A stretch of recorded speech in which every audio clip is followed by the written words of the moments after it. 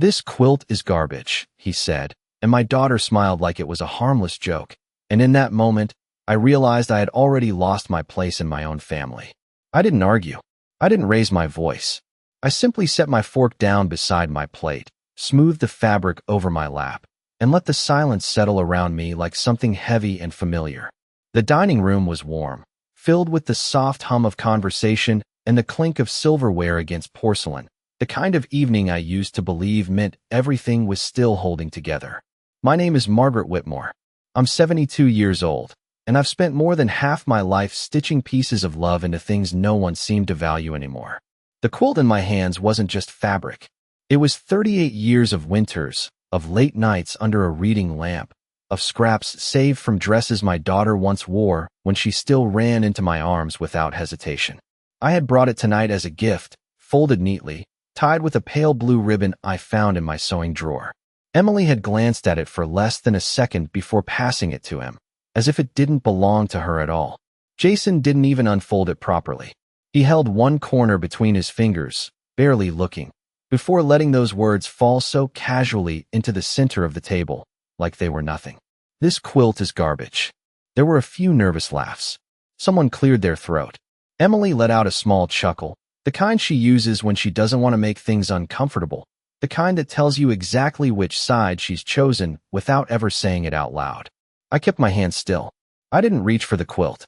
I didn't defend it. Because in that instant, something shifted inside me, quiet but absolute. It wasn't about the quilt. It was never about the quilt. It was about the way they looked at me. The way they had been looking at me for a long time, I now realized. Like I was something outdated. Something taking up space. Something they were politely waiting to discard. I picked up my glass of water, took a slow sip, and nodded as if I agreed with him. "Of course," I said softly, my voice steady my smile. "Just enough to keep the peace." Emily relaxed immediately, relieved I hadn't made a scene. Jason leaned back in his chair, satisfied, already moving on to the next conversation as if nothing had happened. But I noticed everything. The way Emily avoided my eyes. The way Jason reached for the breadbasket like he owned the house. The way no one asked me anything after that. I sat there, quiet, invisible, folding myself smaller with every passing minute. And when dinner ended, I stood up, picked up the quilt from where it had been carelessly left on the sideboard, and folded it with the same care I always had. Not because it mattered to them, but because I needed them to believe it didn't matter to me. That was their first mistake. I did not sleep much that night, not because of the words spoken at the table, but because of how neatly everything was beginning to align, like pieces of a pattern I had been staring at for years without ever stepping back far enough to see what it truly formed. And by the time the morning light slipped through the curtains, I was already in the kitchen, standing with a cup of coffee that had long gone cold, watching the quiet street outside as if it might offer some kind of answer. But the answers were not out there. They were inside this house, inside the small changes I had dismissed as nothing, the little absences I had explained away, the subtle ways I had been moved aside without ever being directly told to move.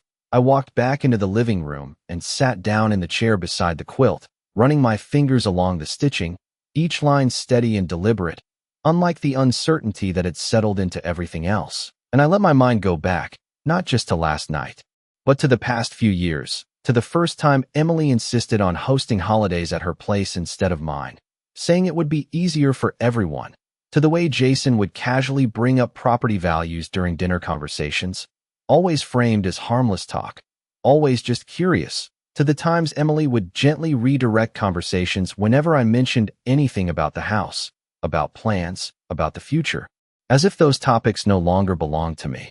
And I remembered the afternoon she had stopped by unannounced, walking through each room with a kind of quiet assessment, commenting on the space, the layout, the potential, using words that sounded less like a daughter visiting her mother and more like someone evaluating an asset.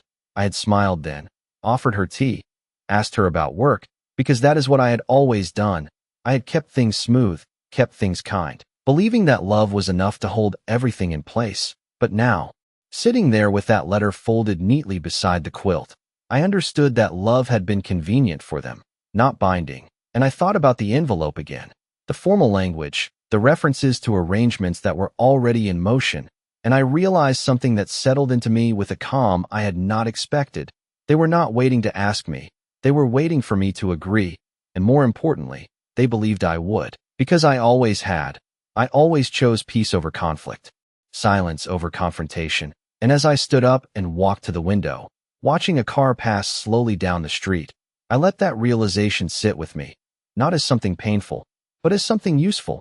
Because if they believed I would follow the pattern they had grown comfortable with, then that belief would give me time, and time was something I could work with.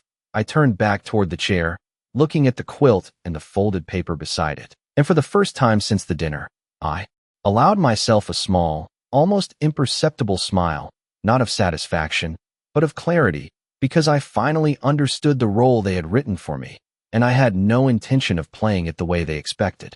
I spent the rest of that morning moving through the house more slowly than usual, not because I was tired, but because I was finally paying attention to things I had once taken for granted. The way the sunlight fell across the hallway at exactly 9 o'clock, the faint creak of the third step on the staircase, the scent of lavender that still lingered in the linen closet from sachets I had tucked away years ago. And as I walked from room to room, I began to see the house not just as a place I lived in, but as something that had been quietly observed, measured, and perhaps even claimed in conversations I had never been part of. I paused in the doorway of the guest bedroom, the one Emily used to sleep in when she visited, now arranged so perfectly it looked untouched, like a space preserved for appearances rather than comfort. And I remembered the last time she stayed overnight, how she had spent more time on her phone than speaking to me, how Jason had wandered through the house early the next morning, opening doors, glancing into closets, asking casual questions about storage, about maintenance, about costs, all of it framed as curiosity. But now I could hear the intention beneath it, and I continued down the hallway until I reached my bedroom, the one room that had remained entirely mine, unchanged, unexamined, or so I had believed. I opened the drawer of my nightstand and looked at the small stack of documents I kept there, old papers, insurance policies, letters I had not had the heart to throw away. And for the first time, I considered how easily those things could be overlooked, misunderstood, or worse, used without my full awareness. I closed the drawer gently and sat on the edge of the bed, letting the quiet settle around me again. But this time it felt different, not empty, but deliberate, as if the house itself was waiting for me to decide what I would do next. And I thought about Emily, about the girl who once insisted on choosing the colors for her room, who had cried when we repainted it because she did not want anything to change. And I contrasted that with the woman she had become, someone who could sit at a table while her husband dismissed something made with decades of care and say nothing at all. And that silence spoke louder than any words she could have offered. It told me where I stood. It told me what had already been decided without me.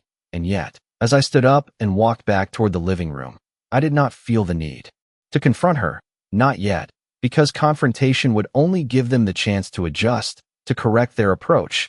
And what I needed was not an argument, but clarity. I needed to see how far they were willing to go when they believed there would be no resistance.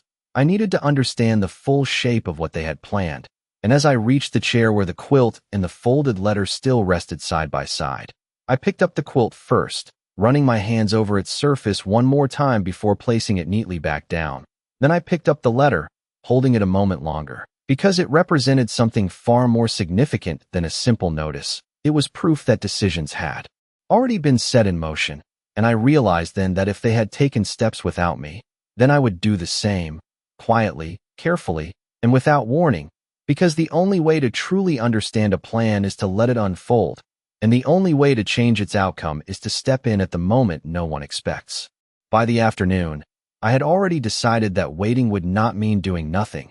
It would mean choosing my steps carefully. So I picked up the phone and made a call I had not needed to make in years, my voice steady, polite, giving only the necessary details, because there is a certain kind of strength in not explaining too much, especially when you are no longer asking for permission but quietly taking control of what is already yours. And after I hung up, I stood there for a moment, listening to the silence of the house again.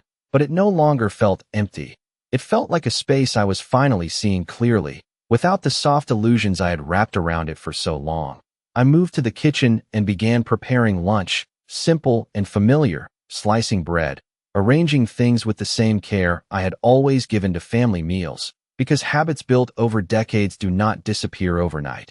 But as I worked, I found myself noticing the difference between what I had been doing and what I would do next, the difference between serving and deciding, between offering and choosing, and that difference settled into me like something solid, something I could rely on. Later that afternoon, Emily called, her voice light, almost casual, asking if I had gotten home safely, if everything was all right, and I answered the way I knew she expected, calm, agreeable, telling her dinner had been lovely, that I appreciated the invitation, and there was a brief pause on the line, the kind that reveals more than words ever could, as if she had been prepared for something else, perhaps an objection, perhaps a hint of discomfort. But when none came, she relaxed, her tone softening, moving on to talk about small things, schedules, plans, mentioning in passing that she and Jason might stop by later in the week to discuss a few things, the phrase so vague it could have meant anything, and yet I understood exactly what it meant. I agreed without hesitation, telling her that would be fine, that I would be home, and when the call ended, I placed the phone back down with a quiet certainty that surprised even me, because for the first time, I was not waiting to see what they would do. I was preparing for it.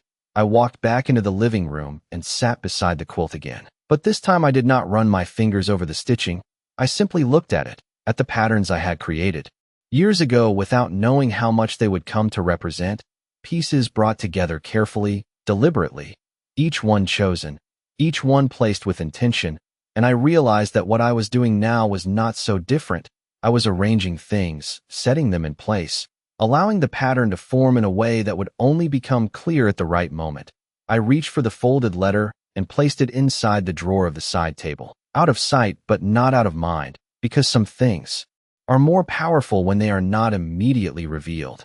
And as I closed the drawer, I felt a quiet resolve settle over me, not anger, not resentment, but something far more controlled, the kind of clarity that comes when you finally understand the rules of a game you did not realize you had been playing, and instead of walking away, you decide to finish it on your own terms. 2 days passed quietly, the kind of quiet that feels almost rehearsed, as if the world is giving you just enough time to prepare before something shifts again.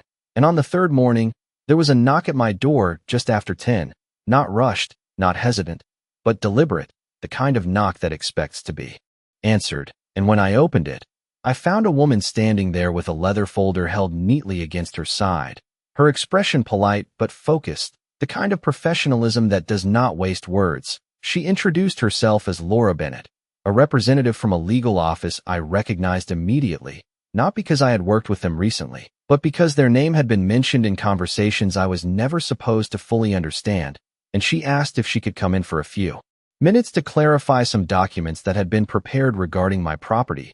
I stepped aside without hesitation, gesturing for her to enter, because this was exactly the kind of moment I had been waiting for, not with anxiety, but with a steady awareness that things were now beginning to reveal themselves without needing to be forced.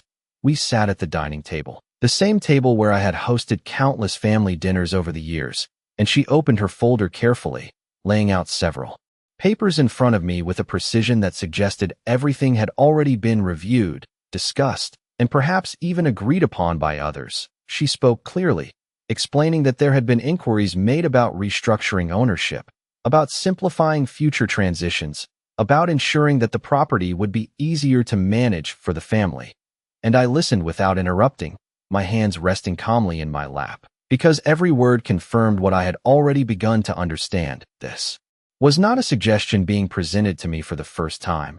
It was a process already in motion, one that only required my signature to become complete. I asked a few simple questions, not to challenge her, but to let her speak more, to see how much she would reveal when she believed I was simply trying to understand, and she answered with the same composed tone, mentioning that my daughter and her husband had been proactive in discussing long-term arrangements, that they had expressed concern for my comfort, my future, my ability to maintain such a large home. And as she spoke, I felt no anger, only a quiet clarity settling deeper into place, because concern, when it is genuine, does not move in silence. It does not arrive already structured and prepared without the knowledge of the person it is meant to protect. I nodded slowly, thanking her for bringing the documents, telling her I would need some time to review everything carefully before making any decisions. And there was a brief pause, just a fraction of a second, where her professional composure revealed the slightest flicker of surprise, as if she had expected something quicker, something easier, but she recovered immediately, gathering her papers with the same neat precision, assuring me that there was no urgency, that I should take all the time I needed. And as she stood to leave, I walked her to the door, offering a polite smile, the kind that gives nothing away. And when the door closed behind her, I remained there for a moment, my hand resting lightly against the wood, because now there was no uncertainty left, only confirmation. They had already started without me. They had already assumed the outcome, and that assumption, more than anything else, would be the one thing they would not be prepared for me to change. I did not rush to act after she left, because rushing is what people do when they feel they are about to lose something, and I had already realized that nothing truly mine could be taken without my permission, so instead I moved through the day as I always had, watering the plants by the window, folding laundry, letting the rhythm of familiar tasks settle my thoughts into something precise and controlled. But underneath that calm routine, I was arranging something far more deliberate. I returned to the dining table later that afternoon and sat down with the documents she had brought, reading each line slowly, not just for what was written, but for what was implied, the careful language, the way ownership was described, the subtle positioning of responsibility, all of it designed to feel reasonable, to feel helpful, and yet every sentence carried the same quiet assumption that I would agree, that I would sign, that I would step aside without resistance. And I found myself almost appreciating the structure of it, the way it had been built so cleanly, so confidently, because confidence often reveals exactly where a person believes they cannot be challenged. I closed the folder and rested my hands on top of it, not in frustration, but in acknowledgement, because now I could see the full outline of their plan, not just pieces, not just guesses, but something complete enough to respond to. And I stood up and walked to the phone again, dialing a number I had written down earlier that morning, one that connected me to someone who understood these matters far better than I ever needed to before, my voice calm, my words measured, asking for an appointment, explaining only that I needed a review of my current arrangements and advice on how to proceed. There was no urgency in my tone, but there was clarity, and clarity is something people recognize immediately. The appointment was set for the next day, and after I hung up, I felt something settle into place that had been uncertain before. Not a decision, but a direction. I spent the evening quietly, preparing dinner for myself, setting the table as I always had, even though there was only one plate, because habits are not weakness, they are structure, and structure is what allows you to think clearly when everything else is shifting. And as I sat there eating, I thought about the coming days, about the visit Emily had mentioned, about the way she would likely frame the conversation, gentle, concerned, careful not to sound demanding. And I allowed myself to imagine that moment, not with fear, but with a kind of quiet readiness, because I would not interrupt her, I would not argue, I would let her speak fully, let her believe she was guiding the outcome. Because sometimes the most powerful position is not the one that speaks first, but the one that listens long enough to understand exactly where to respond. And when I finished my meal, I cleared the table, washed the dishes, and turned off the lights one by one, leaving the house in darkness except for the soft glow from the lamp beside the chair, where the quilt still rested, and I paused there for a moment, looking at it not as something that had been dismissed, but as something that had revealed the truth at exactly the right time. And I understood then that what came next would not be about proving anything to them. It would be about deciding what I was willing to allow, and that decision, unlike everything else they had planned, belonged entirely to me.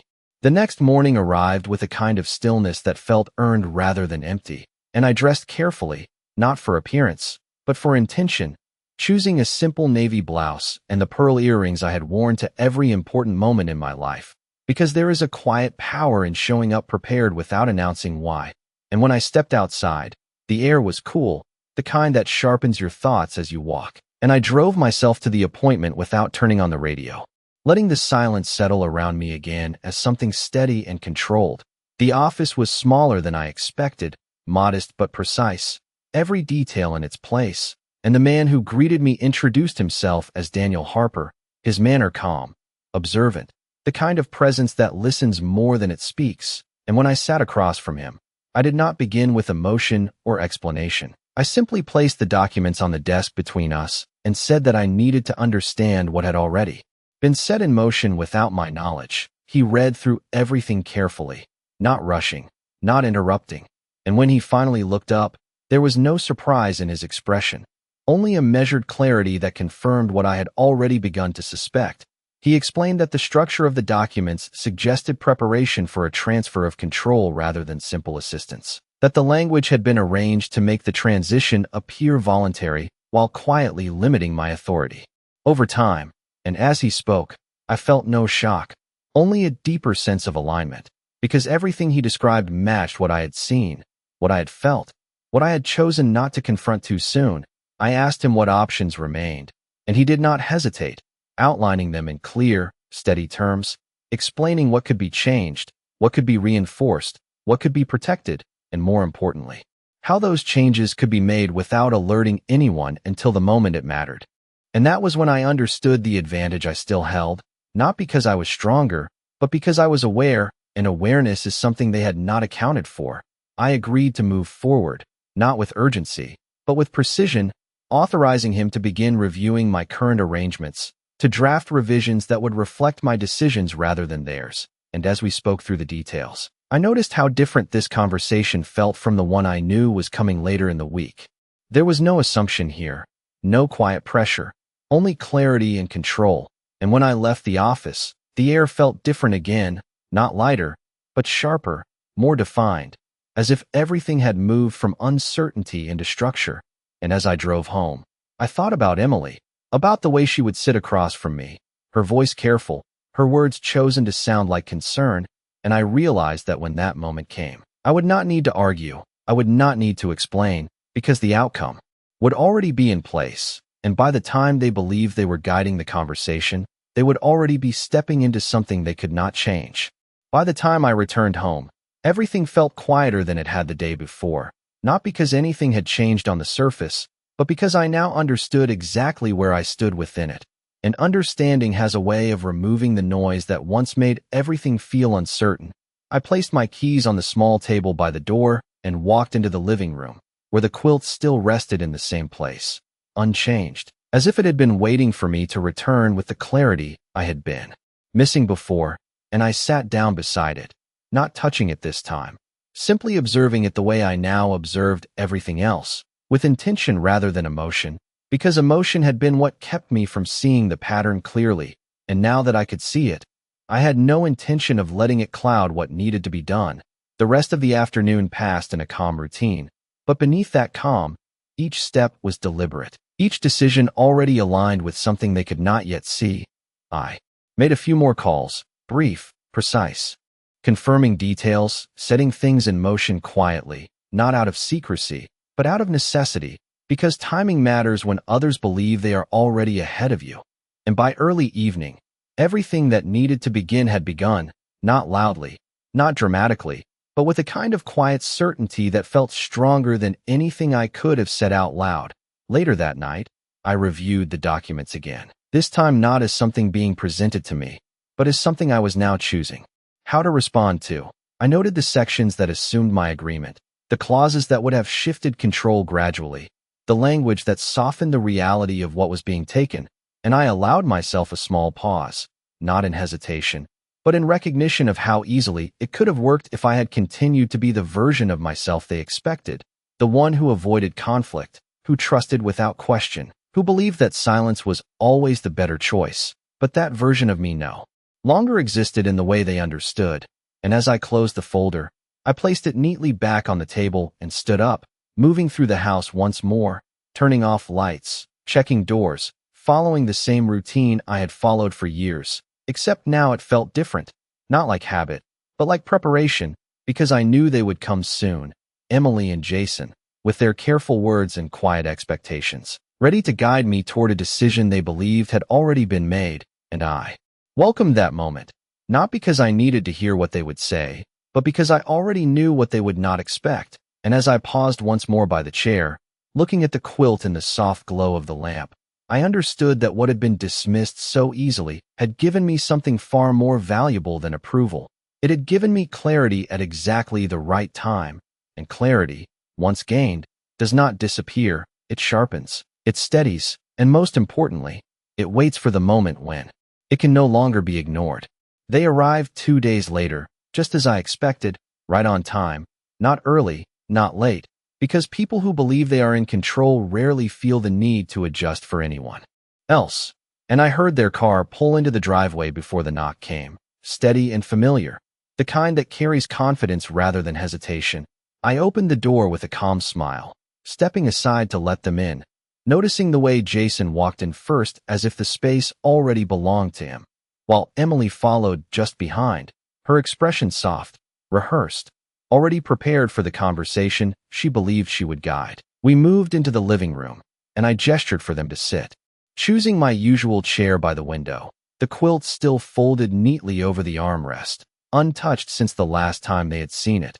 And for a brief moment, Emily's eyes flicked toward it before she quickly looked away, as if acknowledging it would make something uncomfortable surface too soon. She began gently, her voice measured, explaining that they had been thinking about my future, about how much work the house must be for me, about how they only wanted to make things easier, safer, better, each word placed carefully, each sentence wrapped in concern, and I listened without interrupting, nodding occasionally, giving her exactly what she expected, the space to speak fully, to feel heard, to believe she was guiding the direction of the conversation. Jason added a few comments here and there, more direct, more practical, mentioning maintenance costs, long-term planning, the benefits of simplifying things now rather than later, and I could see the confidence in the way he leaned back slightly, the ease with which he spoke, because in his mind, this was already decided. They were not asking. They were completing a process. And when Emily finally paused, looking at me with a gentle expectation, I took a slow breath, not because I needed time to think, but because timing matters when you choose to speak. I reached over to the side table and opened the drawer, taking out the folder I had placed there earlier, and set it down between us with the same calm precision they had shown days before. I thanked them for their concern, for thinking ahead, for wanting to make things easier, my voice steady, my tone warm enough to keep everything balanced, and then I explained that I had taken the time to review everything carefully, that I had also sought professional advice to better understand the implications of what had been presented, and I watched as something subtle shifted in their expressions, not alarm, not yet, but a small interruption in the certainty they had carried into the room. I opened the folder and turned it toward them, not pushing it forward, just placing it where it could be seen. And in that quiet moment, the conversation changed, not because of what I said next, but because of what they began to realize, that I had not simply listened, I had acted, and that difference, though small in appearance, was something they had not prepared for at all. Emily's eyes moved across the paper slowly at first, as if she expected to find something familiar, something that would confirm the path she had already chosen. But the longer she looked, the more her expression changed, not dramatically, not enough for someone who did not know her to notice, but I had watched that face for decades. I knew exactly when something unsettled her, and Jason leaned forward, his confidence tightening into focus as he scanned the pages more quickly, searching for the part that would restore his control over the conversation. But it did not come. I kept my hands folded in my lap, my posture relaxed, allowing the silence to stretch just long enough to shift the balance in the room, because silence, when used at the right moment, does more than words ever could. Emily finally looked up at me, her voice softer now, asking what this was, and I answered simply, explaining that these were revised arrangements, ones that ensured the property remained under my full control, with clear protections in place, not just for now, but for the future. And I spoke without emotion, without accusation, because this was not about confronting them. It was about establishing something they could not reinterpret. Jason's tone changed slightly when he spoke next, more careful, more measured, asking why this had been necessary, suggesting that perhaps there had been some misunderstanding, and I listened, nodding once, as if considering his words, before responding. That I believed clarity was important, that it prevented confusion, that it ensured everyone understood exactly where things stood. And again, I said nothing more than what was needed, because the less I explained, the more they were left to fill in the gaps themselves. Emily glanced at Jason briefly, a silent exchange passing between them, the kind that reveals more than any spoken disagreement, and I could see it clearly now. The moment where certainty begins to unravel, not all at once, but in small, undeniable shifts. She tried again, gently, suggesting that they had only wanted to help, that they were thinking of what would be best for me, and I smiled, not in dismissal, but in acknowledgement, agreeing that they had every right to think about those things, but that the final decision, of course, would always remain mine, and I watched as that simple statement settled into the space between us, quiet, firm, impossible to redirect. Jason leaned back slightly, his earlier ease replaced by something more contained, more cautious, and for the first time since they had arrived, neither of them seemed certain of what would come next. I reached over and closed the folder, not abruptly, just enough to signal that the conversation had already reached its conclusion, and I thanked them again for coming, for their concern, for taking the time to discuss everything with me, my tone unchanged, my expression calm, as if nothing unusual had happened at all. And in that moment, I understood something clearly. This was not about winning or losing. It was about control, about who had it and who believed they did. And as they sat there, unsure of how to continue, I knew that what had shifted in that room would not return to what it had been before, not because I had raised my voice or forced a confrontation, but because I had done something far more unexpected. I had quietly taken back what they had already assumed was theirs. They did not stay long after that, not because they had somewhere else to be, but because there was nothing left for them to control in that room, and I walked them to the door the same way I always had, with a calm expression, with quiet politeness, as if the conversation we had just shared was no different from any other visit. Emily paused for a moment before stepping outside, her hand resting lightly on the edge of the door, as if she wanted to say something more, something that might return things to the way they had been, but she did not, and Jason gave a small nod, the kind that acknowledges an outcome without agreeing to it. And then they were gone, their car pulling away from the driveway with a finality that felt both familiar and entirely new. I closed the door gently and stood there for a moment, my hand resting against the wood just as it had before, but this time there was no uncertainty, no question waiting to be answered, only a quiet understanding that something had ended exactly as it needed to. I turned and walked back into the living room, the late afternoon light stretching across the floor, touching the edges of the furniture in a way that made everything feel still and settled, and I moved toward the chair by the window, where the quilt remained, folded neatly, exactly where I had left it.